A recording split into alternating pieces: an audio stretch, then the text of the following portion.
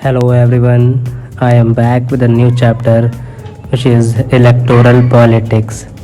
आज हम लोग ये जानने वाले हैं कि आखिर डेमोक्रेसी में इलेक्शन का क्या इम्पोर्टेंस है। इलेक्शन करेंगे हम लोग आज, तो चलिए देखते हैं। तो हमें पता है कि आजकल जो डेमोक्रेसी में जो इलेक्शंस होते हैं वो सबसे ज़्यादा मोस्ट कॉमन होते हैं, क्योंकि डेमोक्रेसी का मतलब ही इलेक्शन है जिसमें हम अपना रिप्रेजेंटेटिव चूज़ कर पाएँ। क्योंकि आजकल जितने भी मोस्ट ऑफ द वर्ल्ड में आप देखोगे तो जो हमारे डेमोक्रेसी है उसमें सबसे मोस्ट कॉमन यही है कि हम अपनी जो इलेक्शन है वो करते हैं ताकि अपना एक रिप्रेजेंटेटिव चूज़ कर सकें।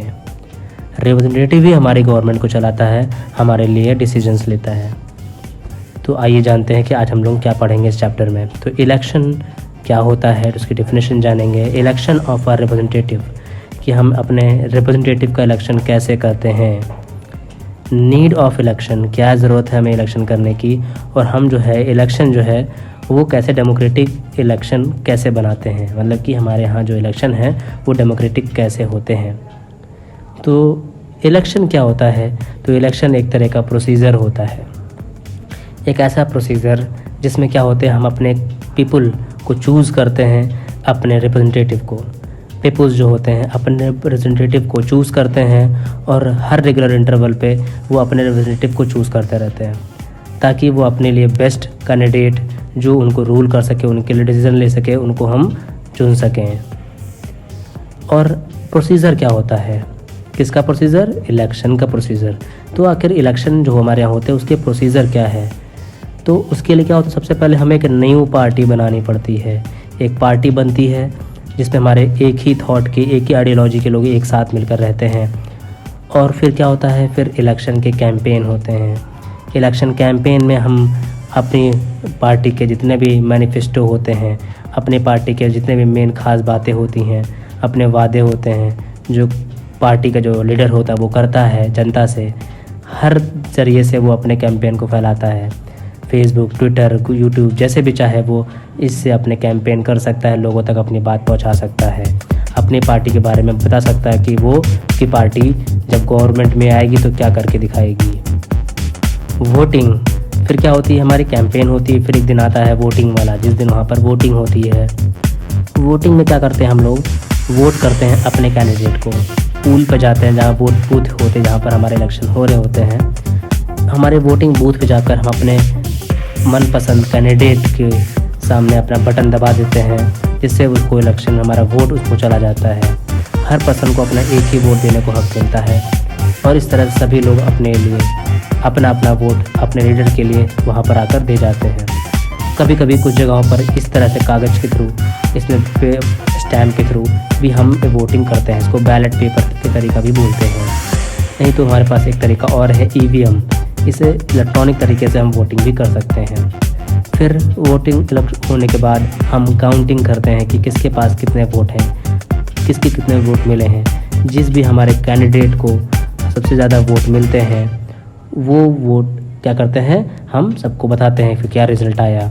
जिसको सबसे ज़्यादा वोट मिलते हैं वही हमारा विनिंग पार्टी होती है, और विनिंग पार्टी का जो हेड होता है, लीडर होता है, वो बन जाता है हमारा गवर्नमेंट का मेन पर्सन। इसको हम लोग बोल सकते हैं चीफ मिनिस्टर का इलेक्शन हो रहे हैं या तो हमारे प्राइम मिनिस्टर के इलेक्शन हो रहे हैं तो वो CM या PM बन जाते हैं। फिर क्या होते हैं, हमारे जो CM और PM होते हैं वो ओथ सेरेमनी में अटेंड करते हैं, मतलब जब वो कसम खाते हैं कि वो अपने देश के लिए पूरी तरीके से क्या करेंगे, अपने लिए काम करेंगे हमारे लिए, और फिर वो जनता को हैप्पी रखेंगे। कसम लेते हैं, ओथ लेते हैं, देश के संविधान को फॉलो करने का कसम भी लेते हैं। लेकिन ये नीड फॉर इलेक्शन है, इलेक्शन हम कर क्यों रहे हैं, इलेक्शन क्यों होता है, प्रोसीजर तो जान लिया, लेकिन आखिर उसकी ज़रूरत ही क्या है।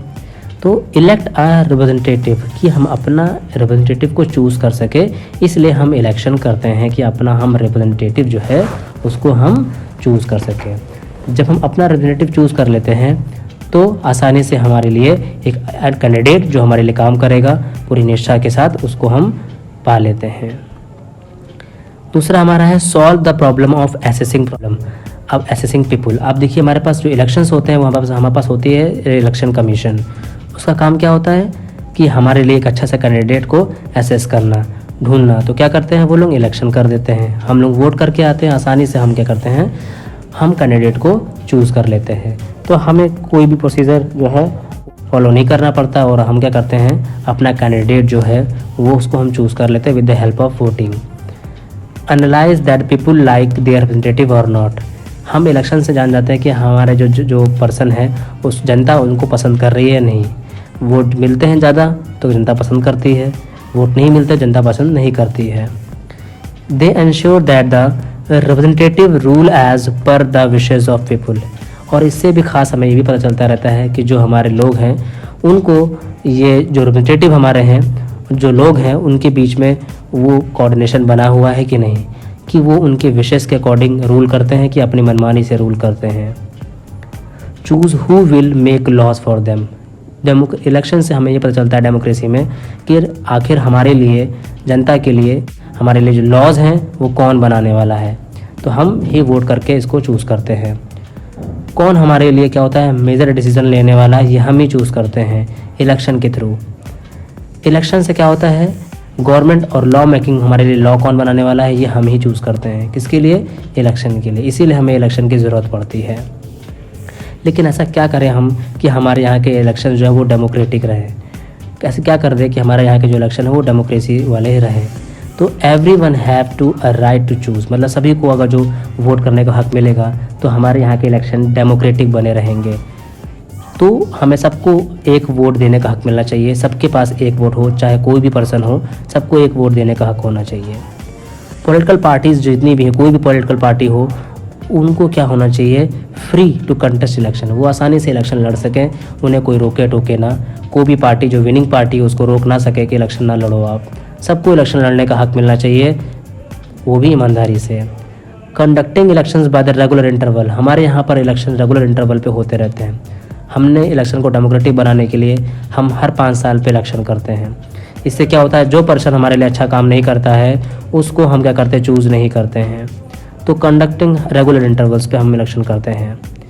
कैंडिडेट जो होते हैं, जो सबसे ज़्यादा लोग उनको प्रेफर करते हैं, वही इलेक्ट होते हैं। तो जिन भी कैंडिडेट को सबसे ज़्यादा जनता पसंद करती है उसी को हर बार इलेक्ट करती है। तो हर रेगुलर इंटरवल पे इलेक्शन होने का यही फ़ायदा होता है।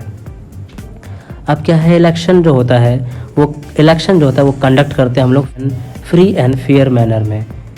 फ्री एंड फेयर मैनर में हम इलेक्शन करते हैं जिसमें कोई भी चीटिंग ना कर सके, आसानी से फ्री होकर इलेक्शन करें, किसी के दबाव में आके इलेक्शन ना करें। तो फ्री एंड फेयर इलेक्शन हमारे यहाँ होते हैं।